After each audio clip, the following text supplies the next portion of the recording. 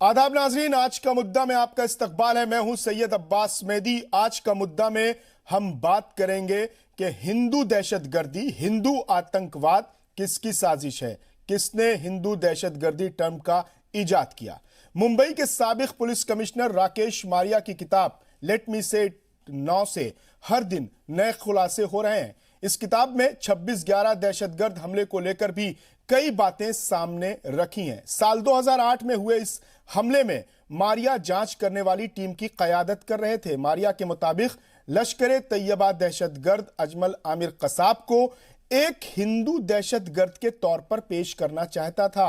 मारिया ने उसे गिरफ्तार करने के बाद जबरन भारत माता की जय के नारे लगवाए थे। मारिया के मुताबिक पाकिस्तानी खुफिया एजेंसी आईएसआई ने 26/11 हमले को हिंदू आतंकवादी हमला बनाने की साजिश रची थी। लश्कर ए तैयबा ने आईएसआई का साथ दिया था। इसके लिए आईएसआई ने अजमल कसाब समेत सभी 10 हमलावरों को नकली आई कार्ड के साथ उन्हें हिंदू बनाकर मुंबई भेजा था।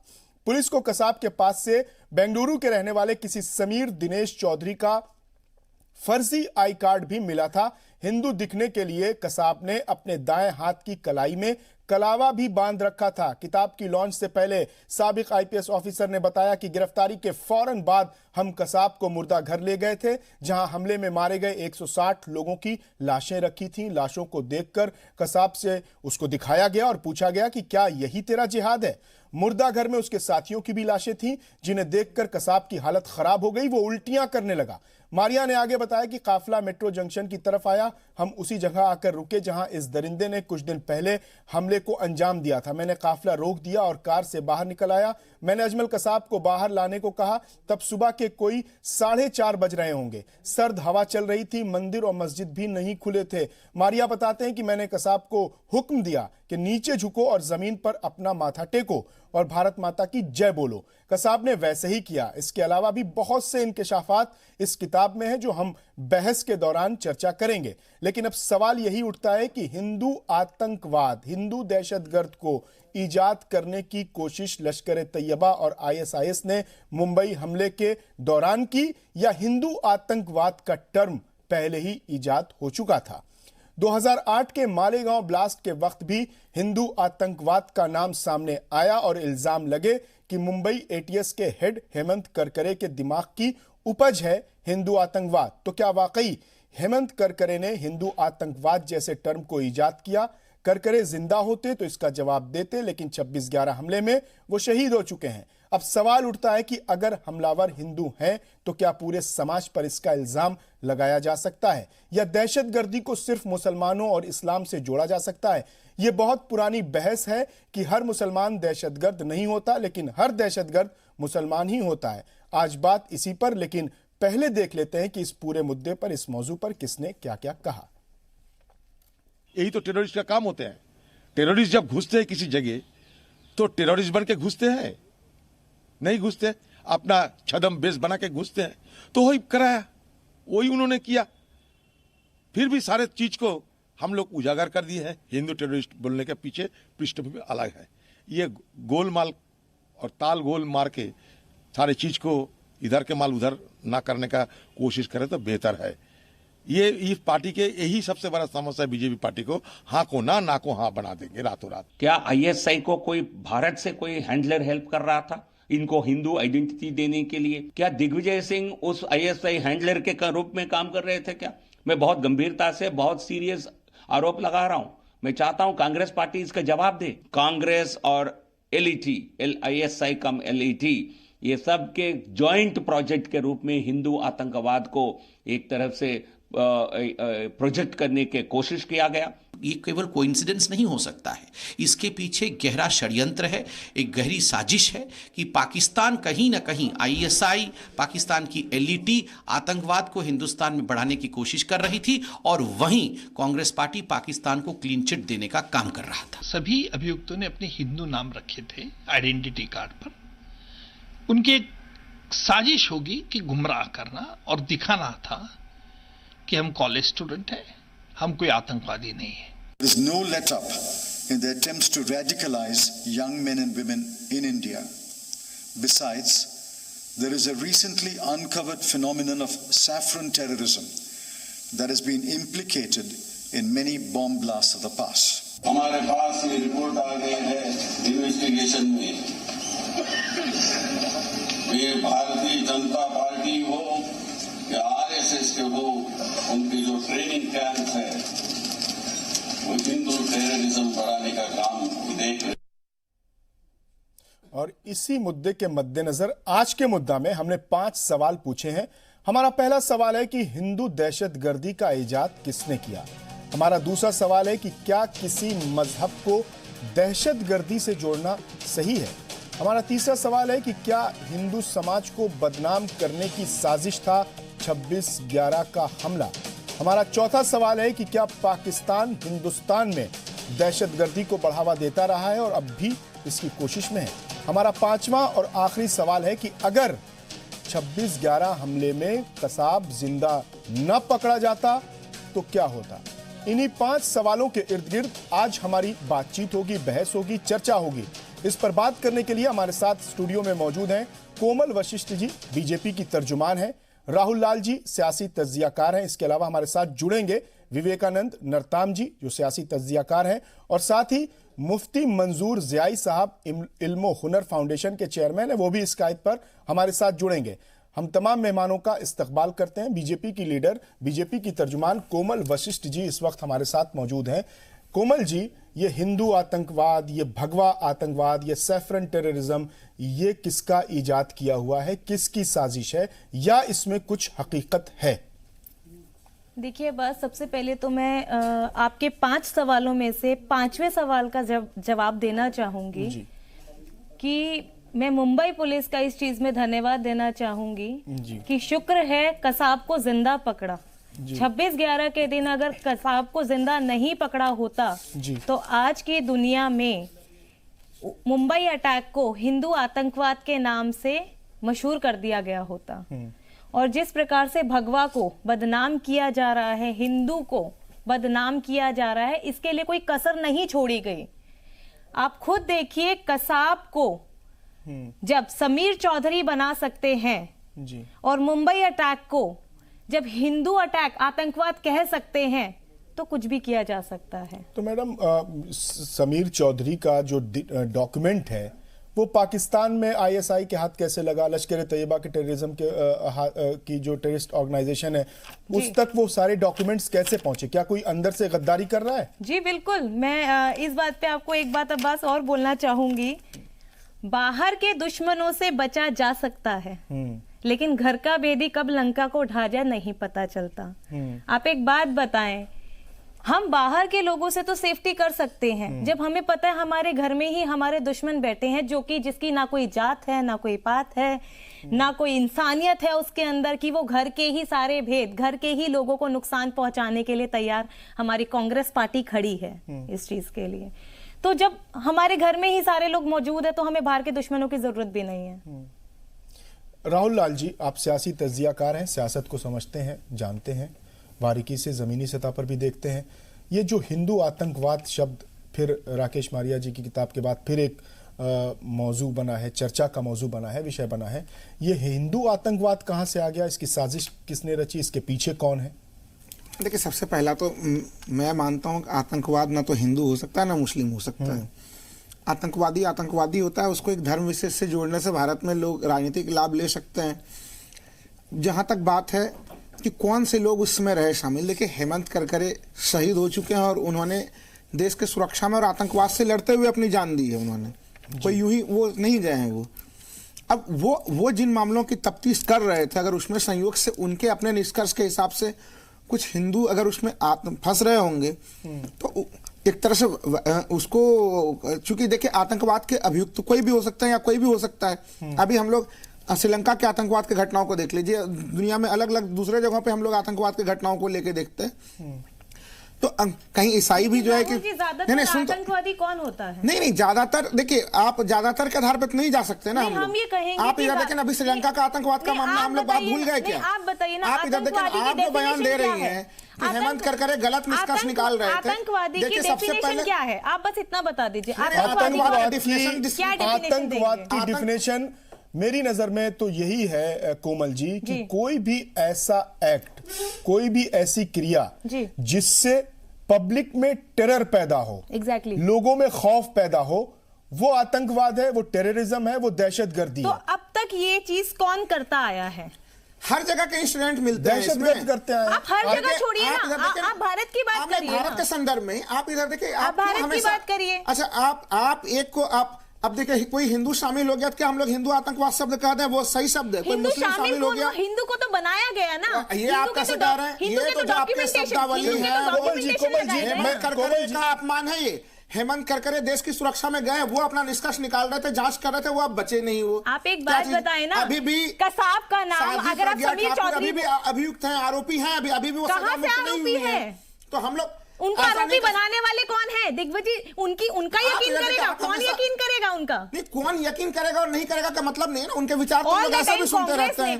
वो किस तरह से व्हाट्सएप को लेकर तमाम तरह के जो बयान आते हैं, प्रधानमंत्री जी को कहना पड़ जाता है। कांग्रेस ने क्या किया? प्रधानमंत्री जी को भी कहना पड़ जाता है। आतंकवादियों का साथ दिया ना कांग्रेस ने हमेशा। कोमल जी, मैं आपके पास आऊंगा। आप जो कहना चाह रही है ना, आतंकवाद का साथ क्यों देगा? कोमल जी, दिया ना उन्होंने। कोमल जी, आपको लग रहा है, हमें तो नहीं लग रहा है जब स्वतंत्र राहुल लाल जी, कोमल जी, मैं आपके पास आऊंगा, आपको मौका दूंगा। आप जो कहना चाह रही हैं उस पर मैं सवाल करूंगा, आप उसको वाजे करिएगा कि कौन लोग आतंकवाद की घटनाओं को अंजाम दे रहे हैं, दहशतगर्दी के वाकयात को कौन अंजाम दे रहे हैं।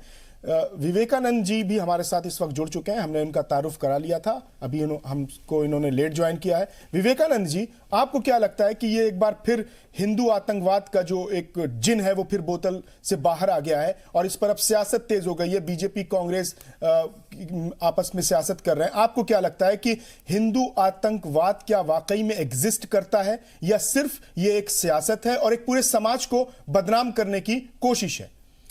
देखिए, हिंदू आतंकवाद ये जो टर्म कॉइन किया गया था जी, वो बहुत सिस्टमैटिक अटेम्प्ट था कि एक मेजॉरिटी हिंदू कम्युनिटी को टेकन फॉर ग्रांटेड लेकर के डिमोनाइज करने का एक बहुत ही सिस्टमैटिक एफर्ट था जो कांग्रेस ने रचा।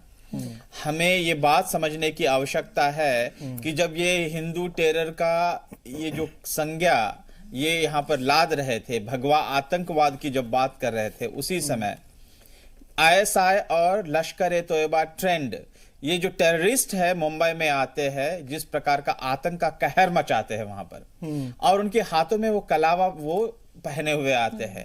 तो आप ये कोई इत्तेफाक नहीं है कि यहाँ पर हिंदू टेरर का एक संज्ञा गढ़ी जा रही है और साथ में वो हिंदू जो सिंबल्स है उसको पहन करके आते हैं और वहां पर आतंकवाद जो है। मैं आपको बता नहीं, मुझे बात एक मिनट में मुझे बात कंप्लीट करने दीजिएगा। ये जो बात कह रहे हैं ये देखिएगा कि कैसा कोइंसिडेंस है। मुझे बताइए कि जो पहले भी ये कोई पहली बात नहीं है कि राकेश मारिया साहब जो मुंबई पुलिस कमिश्नर थे 2008 में, 26/11/2008 में जब ये अटैक हुआ था तो मिस्टर राकेश मारिया पहले वो एटीएस स्क्वाड के हेड भी रह चुके हैं, वो मुंबई पुलिस कमिश्नर है। और वो जब कह रहे कि लेट मी से इट नाउ, अपनी ऑटोबायोग्राफी में, अपने मेमोयर्स में कह रहे हैं, अब उसको ब्रश असाइड नहीं कर सकते। और ये कोई पहली घटना नहीं है जबकि राकेश मारिया ये कह रहे हैं। इसके पहले भी आरवीएस मनी जो अंडर सेक्रेटरी थे होम मिनिस्ट्री में, उन्होंने किस प्रकार से सिस्टमैटिकली हिंदू आतंकवाद, हिंदुओं को डीमोनाइज करने के लिए हिंदू आतंकवाद का टर्म गढ़ करके एक मेजॉरिटी कम्युनिटी को डीमोनाइज करने की कोशिश की गई थी। ये बात उन्होंने कहा था। इस देश के लिबरल गैंग्स जो है उन्होंने हमेशा इस प्रकार से जो भी एक्यूजेशंस आए उनको ये कह करके कि ये डिसग्रंटेड आदमी है, ये कह करके उनके एलिगेशंस को, उनके जो दावे थे उनको खारिज कर दिया था। लेकिन अभी none other than Rakesh Maria जो एटीएस स्क्वाड के हेड है, मुंबई पुलिस कमिश्नर है, जो चीफ थे मुंबई पुलिस के, और वो सब चीजों को बहुत नजदीकी से देख रहे हैं, ये जब कह रहे हैं तो अभी पता चल रहा है कि किस प्रकार से एक कम्युनिटी के पॉलिटिकल वोट्स को गेन करने के लिए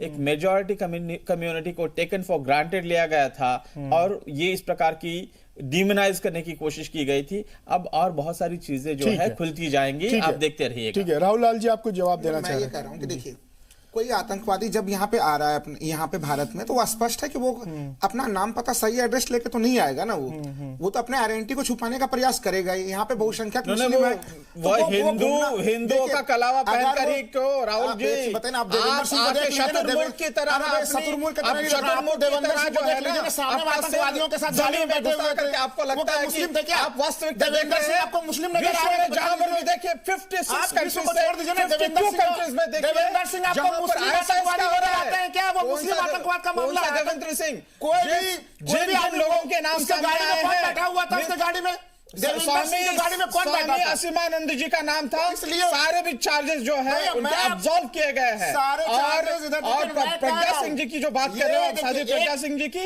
वे सिर्फ अभियुक्त है। आप यहाँ पर जज मत बनिएगा। नहीं तो आप भी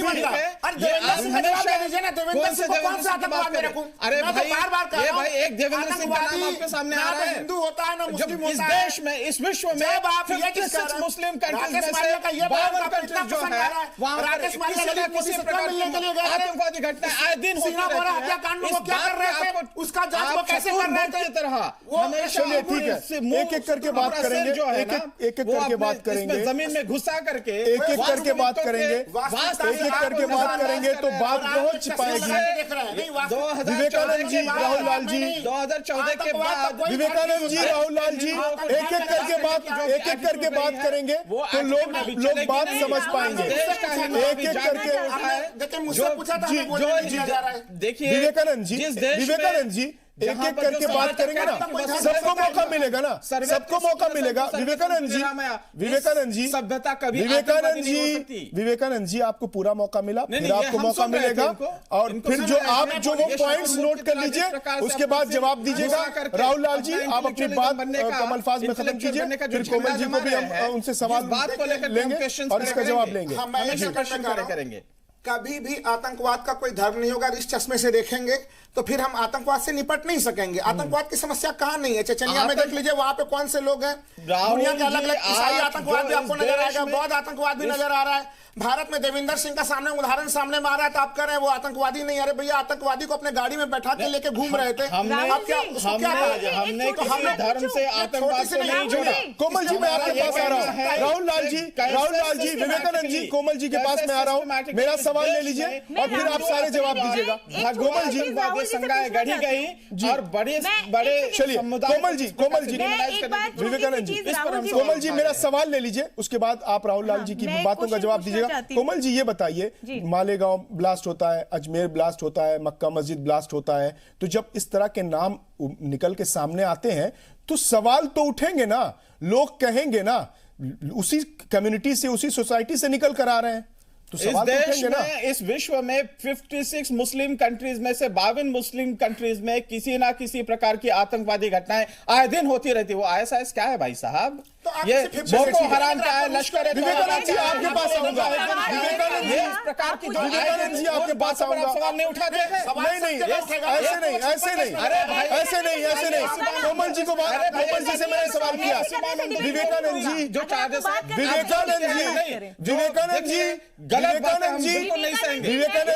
1 घंटे है हमारे पास, 1 घंटे है हमारे पास। पूरे हिंदू कम्युनिटी नहीं, विवेकानंद जी कैसी बात कर रहे हैं आप? नहीं जाएगा इसके बाद। नहीं, 1 घंटे है हमारे पास।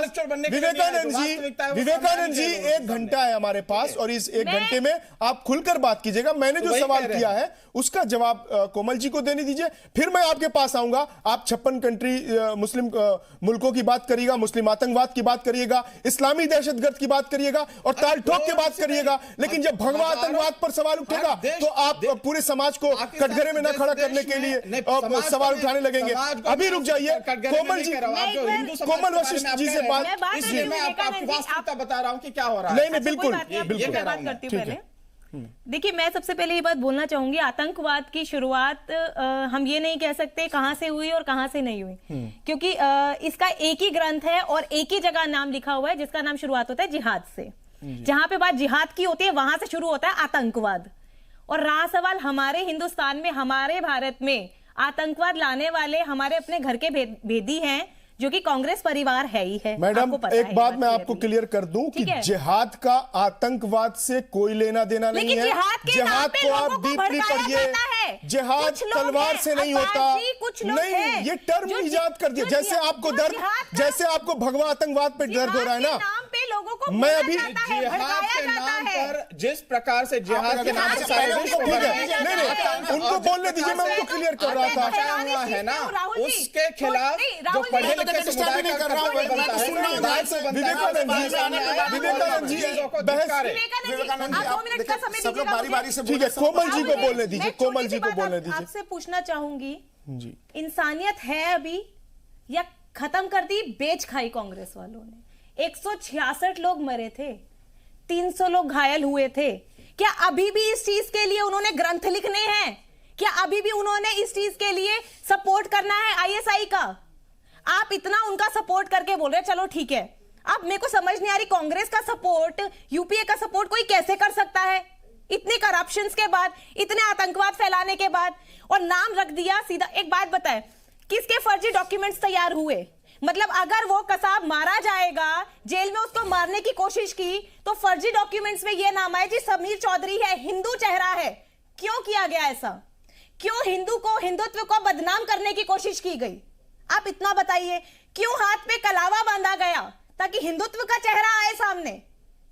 इस चीज के लिए क्या उनको बिल्कुल भी नहीं आई कि हम ये देखें कि हम हिंदुत्व को बदनाम कर रहे हैं? हम पाकिस्तानी आईएसआई का, हम लोग लश्कर-ए तैयबा का हम लोग सपोर्ट कर रहे हैं। और कौन कर रहा है? हमारी अपनी कांग्रेस पार्टी, हमारी अपनी है ना, हमारे देश की पार्टी है ना। उस टाइम पे जब भी ये बात थी, उस टाइम पे कौन थे प्राइम मिनिस्टर? किसकी सरकार थी वहां पे? किसके सपोर्ट से ये सब चीजें हुई? इतना बड़ा टेरर अटैक ऐसे ही हो जाता है और नाम आ जाता है समीर चौधरी के नाम से। किस लिए आप बताएं ना राहुल जी? मतलब इंसानियत खत्म, बेच खाई होने की कहाँ बात आ रही है? बिल्कुल मैं तो बेच कह खाई। रहा हूं, राहुल लाल जी, देखिए, अगर आप ठीक है, कोमल जी ने वो मर अपनी भी बात जाते, कर ली। देखिए, अगर राहुल उस- लाल जी, हाँ। मेरा सवाल ले लीजिए। नहीं, वो मर जाते ना, वो मर सुन जाते लीजिए, आप- तो आज आपने- दुनिया में नहीं, ऐसा नहीं होता। तब आप उस समय के घटनाक्रम में थोड़ा चले जाइए। जाना जाता। देखिए, अगर आज वो ऐसा ऐसा बिल्कुल राहुल लाल जी, राहुल लाल जी, राहुल लाल जी, नाम से जाना जाता। ठीक है, आप बताएं। ठीक है राहुल लाल जी, मेरा सवाल ले लीजिए और कोमल जी ने जो सवाल उठाया उसके जवाब दीजिएगा। उसके बाद फिर हम अगले गेस्ट के पास जाएंगे। मैं अपनी अगर बात करूं, मैं इस्लाम का मानने वाला हूं और रहता हिंदुस्तान में हूं, हिंदुओं के बीच में रहता हूं। मैंने जो हिंदू धर्म देखा, मेरे जो हिंदू दोस्त हैं उनको देखकर, उनको मिलकर ये लगता है कि हिंदू धर्म एक चींटी को भी मारने की इजाजत नहीं देता। और भगवा जो कलर है वो शांति का कलर है। वो उसको बदनाम कर दिया गया, उसको सियासत में लपेट दिया गया। भगवा कलर वो अमन का पैगाम देता है। इसीलिए जो भारत में सूफी आए दरगाहों पर, उन्होंने अमन का पैगाम देने के लिए हरे रंग के बजाय भगवा रंग को चुना। यह अलग बात है कि आज भगवे पर आतंकवाद का इल्जाम लग रहा है। तो मैं जिस हिंदू धर्म को जानता हूं, मैं जिस भगवा रंग को जानता हूं, वो अमन और शांति की अपील करते हैं।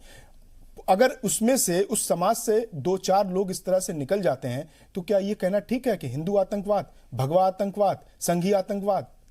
देखिए, मैंने आपको याद होगा कि कार्यक्रम की शुरुआत में ही मैंने कहा इस शब्द का प्रयोग गलत है। आप आतंकवाद को धर्म से नहीं जोड़ सकते। इसको आप ना तो उसको हिंदू आतंकवाद कह सकते हैं, ना मुस्लिम आतंकवाद कह सकते हैं। आतंकवादी आतंकवादी है, चाहे वो किसी भी रूप समूह का कहीं पे भी हो। अब ये बताइए, हमारे यहाँ पे नॉर्थ ईस्ट में अलग आतंकवाद की एक अलग सी शाखा फैली हुई है। अब उसमें तो मुस्लिम आतंकवाद शामिल नहीं है, लेकिन हम आतंकवाद रहा है वहां पे भी, उसका भी एक अलग सा पूरा का पूरा जो है स्थितियां रही है। तो इसलिए अलग अलग संदर्भ में, अलग अलग जगहों पे हिंसात्मक घटनाओं में लोग आतंकवाद को प्रोत्साहन देते रहे हैं। अपने स्थानीय मांगों के लिए भी, जो नॉर्थ ईस्ट में या पहचान के लड़ाई के लिए भी चीजें होती रही हैं। अब उसमें हम कहां से मुस्लिम या हिंदू आतंकवाद शब्द को ढूंढें?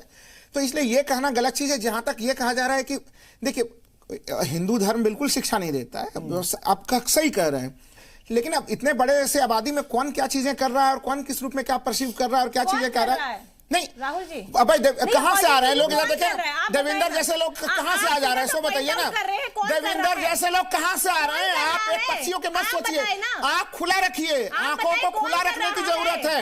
अगर आप शहीद हेमंत करकरे जो कुछ जांच कर रहे थे, उसको आप कैसे एक मिनट में खारिज कर रहे हैं? नाम सामने आ रहे हैं तो अब आप कह रहे हैं कि ये कर रहा है, वो नहीं, कर मैं रहा है। कह रहा हूं कि जब इसलिए नाम सामने इसको आ रहे हैं तो एक्सेप्ट करिए ना। भाई एक्सेप्ट क्या कर लूं बताइए? आप क्या एक्सेप्ट करो? आप कांग्रेस पार्टी साथ में थी। अरे भाई, कांग्रेस की अच्छी बात है, कोई पार्टी क्यों साथ में होगी? आप बीजेपी के प्रवक्ता, आपको बीजेपी का बचाव करना है। मैं कोई सत्तारूढ़ पार्टी क्यों पर आतंकवादी हमला कराएगी? ये तो तर्क से समझ से परे का चीज है। ये तर्क से समझ का परे का चीज है। आप अपने आंकड़े दुरुस्त कर लीजिए। आपको शायद अभी भी, आप जब 2016 में कहा गया नोटबंदी के बाद कि देश में आतंकवाद की घटनाएं कम हुई हैं, अभी भी इस समय गृह मंत्रालय का आंकड़े जाके देख लीजिए। आपके आंकड़े क्या एक्सेप्ट करूं? देश में कोई रुकी नहीं है यहाँ पे घटनाएं, अभी भी बढ़ी हुई है। सरकार एक अलग आंकड़ा देती है, होम मिनिस्ट्री का आंकड़े देख लीजिए। पाकिस्तानी आईएसआई का कौन सपोर्ट करेगा ये बता दीजिए। पठानकोट मामले में आईएसआई का जांच करने के लिए अरे भारतीय जनता पार्टी ने तो आईएसआई के लोगों को जांच के लिए बुलाया। भारत में शर्म से डूब जाने वाली बात है। क्या कौन से जमाने की बात कर रहे हैं? की सरकार थी ना, कांग्रेस यूपीए की सरकार छोड़ दीजिए ना। 2014 के बाद की जो सरकार आई, पठानकोट हमले में अरे आपके अपने सरकार में आईएसआई को निमंत्रण देकर बुलाया जांच के लिए, और सैन्य राहुल लाल जी, एक ब्रेक लेते हैं। ब्रेक के बाद हम लगातार बात करते रहेंगे कि हिंदू आतंकवाद टर्म का इजाद किसने किया, किसकी साजिश है। ब्रेक के बाद, वक्फे के बाद एक बार फिर आपका इस्तकबाल है। आज का मुद्दा में हम लगातार बात कर रहे हैं कि क्या हिंदू दहशतगर्दी, ये जो टर्म है, ये एक साजिश है। सियासी तज्जियाकार विवेकानंद जी हमारे साथ हैं। विवेकानंद जी, किसी भी मजहब को, चाहे वो हिंदू मजहब हो, मुस्लिम मजहब हो, ईसाई हो, पारसी हो, यहूदी हो, जहां तक मैंने पढ़ा है, कोई भी मजहब, कोई भी धर्म दहशतगर्दी, आतंकवाद की तालीम नहीं देता। यहां तक कि जो सबसे बड़ा ग्लोबल लेवल पर, इंटरनेशनल लेवल पर जो मजहब बदनाम है, इस्लामी आतंकवाद, मुस्लिम आतंकवाद, इस्लाम में भी, मुसलमानों में भी, कुरान में भी एक आयत है कि किसी ने अगर एक शख्स की, एक इंसान की, एक जानदार की जान बचाई तो उसने पूरी इंसानियत की जान बचाई। किसी ने एक इंसान को मारा तो उसने पूरी इंसानियत को मार दिया। इस तरह की तालीम हर मजहब देता है। तो किसी भी मजहब को आतंकवाद के नाम से जोड़ना जायज है या एक साजिश है? ये देखिए, किसी भी मजहब को आतंकवाद के साथ नहीं जोड़ा जा सकता है जी। और कोई भी मजहब जो है आतंकवाद की शिक्षा दीक्षा नहीं देता है। इस बात को हम सभी मानते हैं। ये लेकिन अभी आप कह रहे हैं नहीं, मैं बता रहा हूं, वही मैं 56 मुल्कों में से 52 मुल्कों में, वही मैं कह रहा हूं सर। सुनिए, एक नॉर्मेटिव अंडरस्टैंडिंग है कि रिलीजन ये नहीं कहता है। सब्सटैंटिव नॉर्मेटिविटी मतलब कि जो बताया गया है, और जो सब्सटैंटिव का मतलब होता है कि ग्राउंड लेवल पे क्या हो रहा है। ये आप इस बात को नजरअंदाज नहीं कर सकते हैं कि ब्रुसेल्स में, पेरिस में, हिथ्रो में, लीबिया, सीरिया, जॉर्डन, लेबनान, ये आईएसआईएस के नाम पर, बोको हराम के नाम पर, लश्कर तोयबा के नाम पर, हिजबुल मुजाहिदीन के नाम पर, you name it and we have it. इस प्रकार से जो भी संगठनाएं बनी है, उसका उद्देश्य क्या है, क्या एग्जैक्टली वो एस्टैब्लिश करना चाहती है। ये सब होते हुए भी हम धर्म को, किसी भी धर्म को हम अक्यूज नहीं कर सकते हैं। किसी धर्म के खिलाफ कोई एलिगेशंस नहीं लगाना चाहिए। लेकिन उसी धर्म के जो समझदार लोग हैं, जो क्या राइट थिंकिंग माइंड के लोग हैं, उनको सामने आकर के इस प्रकार की जो भी कृतियां है, इस प्रकार की जो भी अंडरस्टैंडिंग है, इसको हमारे रिलीजन में स्थान नहीं है, ये हमें मानना होगा।